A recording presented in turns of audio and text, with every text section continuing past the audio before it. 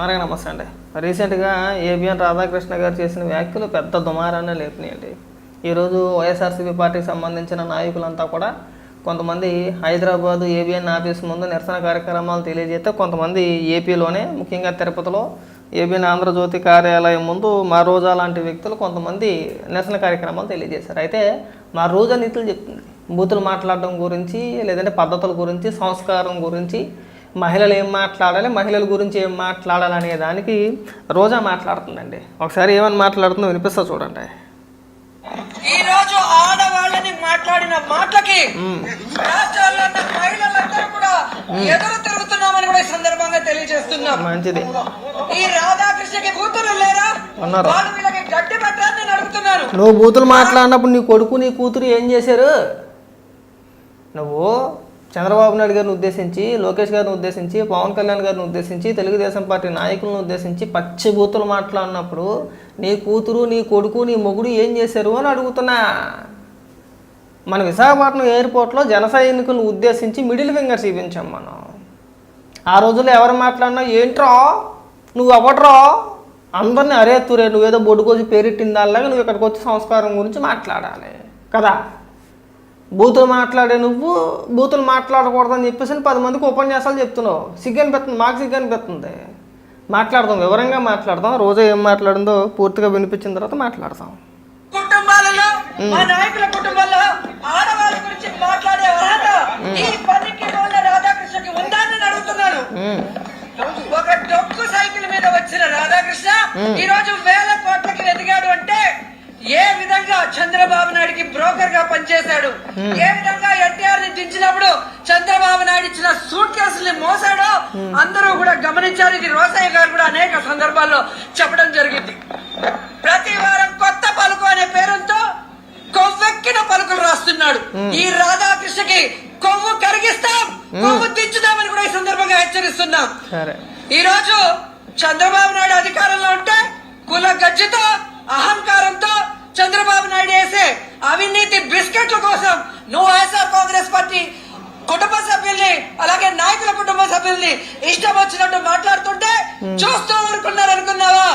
ఈ రోజు నీ పత్రికల్ని, ఈ రోజు నీ ఫోటోల్ని ఎలా తగలబెట్టామో రాష్ట్రాల్లో ఉన్న మహిళలంతా కూడా నీ కొవ్వుని కరిగించడానికి అదే విధంగా రెడీగా ఉన్నారని కూడా ఈ సందర్భంగా తెలియజేసుకుంటున్నాను.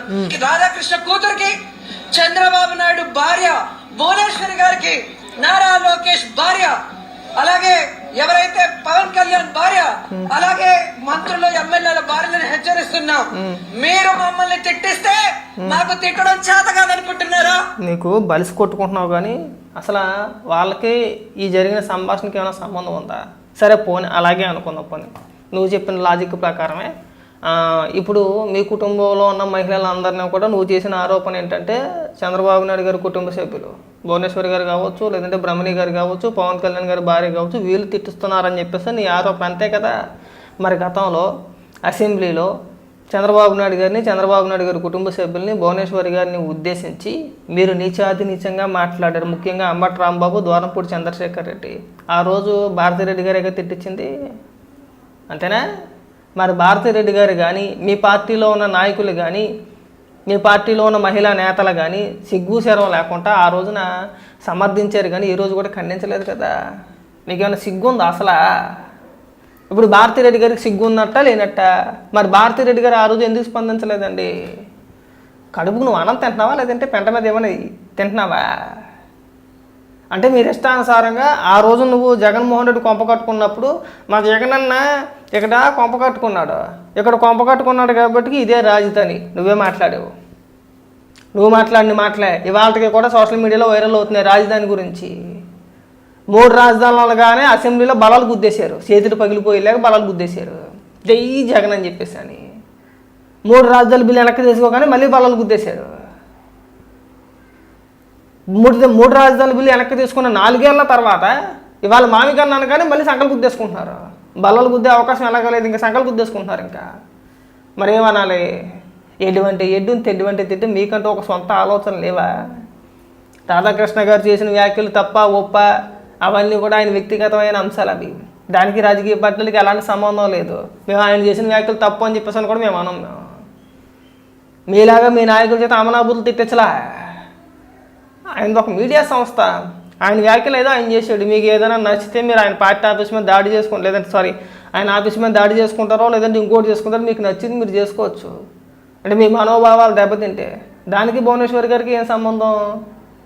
నారా లోకేష్ గారికి, అలాగే నారా లోకేష్ గారి కుటుంబ సభ్యులకి ఏం సంబంధం? పవన్ కళ్యాణ్ గారి భార్యకి ఏం సంబంధం? ఒకవేళ నిజంగా నువ్వు చెప్పినట్టు లాజిక్ ప్రకారం సంబంధం ఉంటే గనక గతంలో చంద్రబాబు నాయుడు గారి కుటుంబ సభ్యుల్ని, భువనేశ్వరి గారిని, బ్రహ్మిణి గారిని, పవన్ కళ్యాణ్ గారి భార్యని భారతిరెడ్డి గారు కావాలని తిట్టించారని చెప్పేసాను కదా నువ్వు చెప్పేది. ఇప్పుడు భారతిరెడ్డి గారే తిట్టించారు కదా, మరి నీకేమైనా సిగ్గుందా అసలు? కడుపుకి అన్నం తింటున్నావా? రాధాకృష్ణ గారు కూతురు లేరా? మరి నీ కొడుకు నీ కూతురు ఏం చేస్తున్నారు? నువ్వు పచ్చి బూతులు మాట్లాడుతుంటే అయ్యి బాబాయ్ మా అమ్మ చక్కగా మాట్లాడేస్తుంది బూతులు, ఎంత బాగా మాట్లాడుతుందో బూతులు. మా అమ్మ దగ్గరే బూతులు నేర్చుకోవాలి, మా అమ్మ గొప్ప ఆదర్శ మహిళ అని చెప్పేసి పొంగిపోయారా? సిగ్గనిపించట్లా?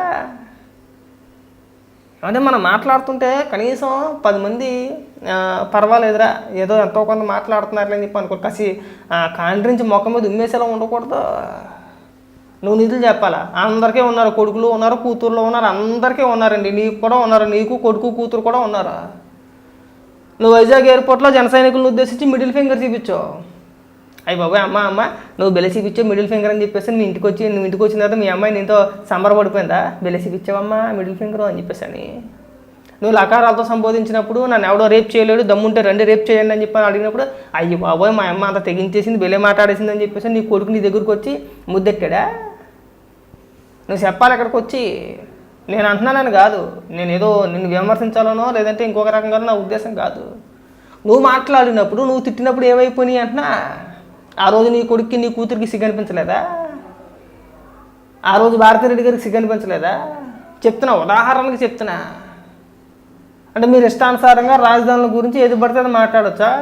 ఆ వీడియోలో రాధాకృష్ణ గారు చాలా స్పష్టంగా కొంతమంది, అందరినీ కాదు కొంతమంది వెన్నుముక్క లేని బ్యాచ్ తయారయ్యారు, ఇష్టానుసారంగా మాట్లాడుతున్నారు. రేపు పొద్దున్న జగన్మోహన్ రెడ్డి మీ భార్యలు కాదు అంటే సొంత చెల్లిగా భావించి పెళ్లి సంబంధాలు కూడా చూస్తారన్న మాటలైతే వాస్తవం.